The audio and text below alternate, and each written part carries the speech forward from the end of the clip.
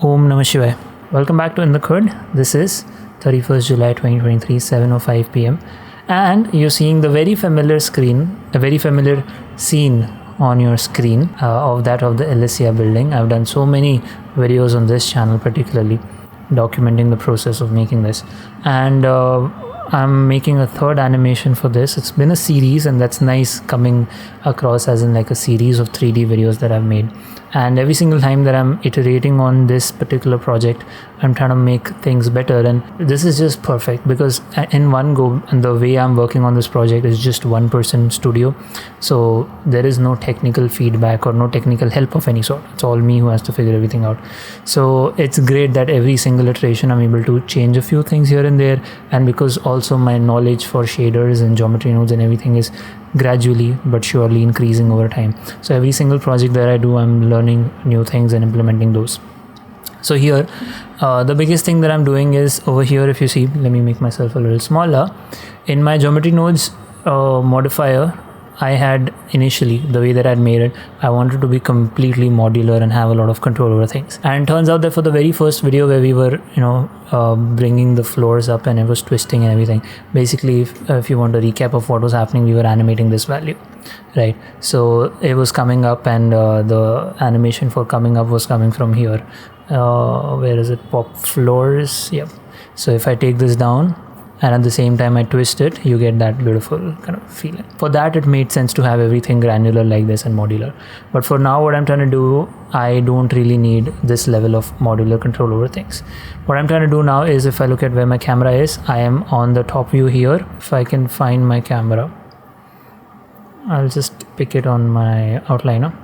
So what I'm trying to do here is, if I go into my layout, in this iteration, I am trying to do something like this, where we start from here, and let me just select this and switch on proxy, which is one of the features that I worked on in the last iteration, because oh my god, with all the trees and everything, it's getting very difficult to navigate through the project in the viewport. So select the camera, and this is what I want to do. I'm going to come in from the top here, and I will somehow at the top rotate the camera 180 degrees, and then we'll eventually come to the front of the building like we always do. And it's proxy right now, so you see all the furniture and everything is gone, but if I turn off the proxy, it will come back again. This is just a way to like save on geometry, faster viewport performance. Alternatively, you can take the number of floors now.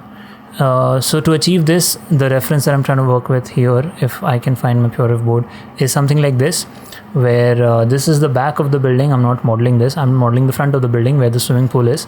So primarily I'm going to model the road, and I've made the base for the road, and I want these vehicles moving across the street, and a lot of foliage on the left and right. So if you see from the first iteration, it was just like completely representational almost, to now we are at a point where we're trying to get slowly towards photorealism. It's not completely realistic for sure, but we're slowly going towards it. Let me switch off proxy because this is doing some weird things. So if you see, the biggest thing that I changed today is tiles. So if you see in the reference itself, there are these kind of tiles, not in this one, somewhere. Yeah, so you see the tiles here are pretty much a brick texture which has been stretched like this. So this is done procedurally, all thanks to Reinhard King and his beautiful procedural material tutorials, where you will press Ctrl T and Ctrl Shift T. I love the guy. His videos are very informative, but at the same time I kind of feel they're like therapy. Reinhard King, love the guy. Just check out his videos if you want to learn about procedural materials specifically. Anyway, so this thing here again, if you see, the swimming pool is again a brick texture at the bottom, and on the top there is a surface to which I've added a little bit of texture, like simple Voronoi and noise texture, and I've animated the W value, so it looks like there are waves, but of course we're faking it. Another important thing I did is, non-destructively, I did not do any math to make this happen, but the first 4 I let that be the podium stacks. It was 5 initially, and then in the last podium stack I added a bit of railing because it was looking weird, and on the glass I didn't make it 100% reflective. I've just let a little bit of tinted stuff. So that's that. Now basically for the modeling part, we have to get the cars and the vehicles in, and on the sides here I need foliage. So that's what's gonna be happening tomorrow. and you can tune into the daily scheduling of the show if you want real-time updates. One thing I really want to do for a long time is make like a proper documentation of this thing, but again, as I said, every single iteration that I'm making, I'm learning something new. So I want to make a few more videos and let some more time pass, and then come to a point where I can conclusively make a video where I document every single thing that I've learned. And why is this in the air? Like there is some stuff missing here. Okay, it's the terrace. So I'm probably missing some cubes on the terrace. Must be. So that was that, a little bit of progress that I've done today. Again, this road here, I haven't done this modularly. I just used Blender Kit add-on. It's a free add-on, this one. And I searched, not Blender Kit. And I searched for road texture and just took this procedural texture.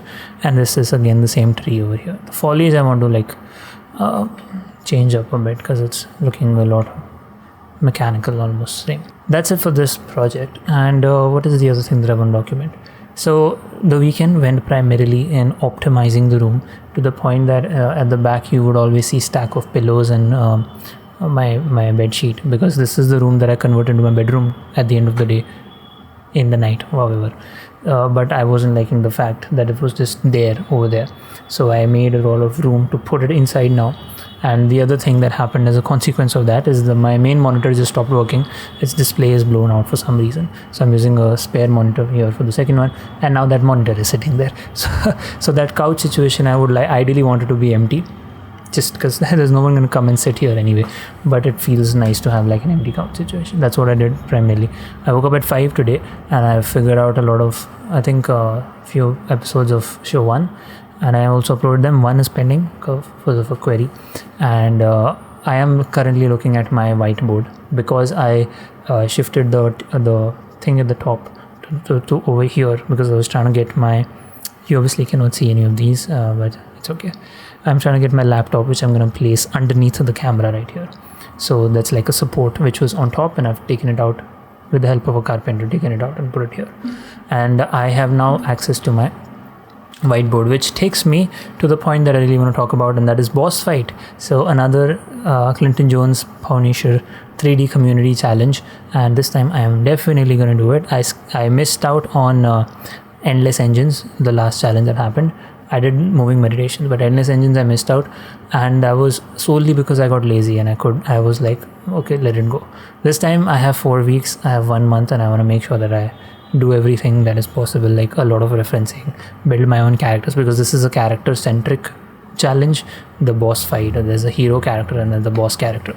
So a lot of this is like my opportunity to do two things. One is really get my foot in with character modeling and character texturing and everything, and second is Unreal Engine, because Nafe Sheikh's Udemy course that I've seen so far with Unreal Engine, it is really a lot easier than it looks. In the beginning it is very intimidating, but if you see here with Blender, the amount of tricks and things you have to do to make sure that the software isn't throwing up, almost you don't have to do all of that in Unreal Engine. It just does all of the math and all of the heavy lifting for you in the background, which is really good about Unreal Engine, because here just because the moment you have too many geometry going on, you have to do things like have proxy and everything, and even then it's not like it's a bit laggy. The only thing at this point is that Blender is my software of choice. I'm very, very comfortable inside it, modeling even environments. I did an entire environment render for one of the full-time job brands.